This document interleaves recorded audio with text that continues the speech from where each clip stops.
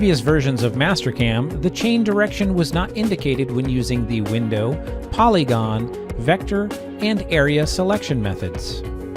Mastercam 2021 now indicates the chain direction when using these selection methods. In addition, if multiple wireframe geometry is chained, the reverse option will switch the direction of all active chains.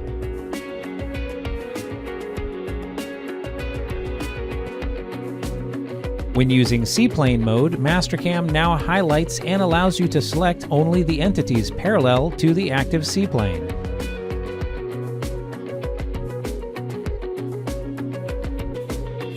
The chaining dialog box that opens when selecting Start Point from the right-click menu of the Chain Manager has been updated.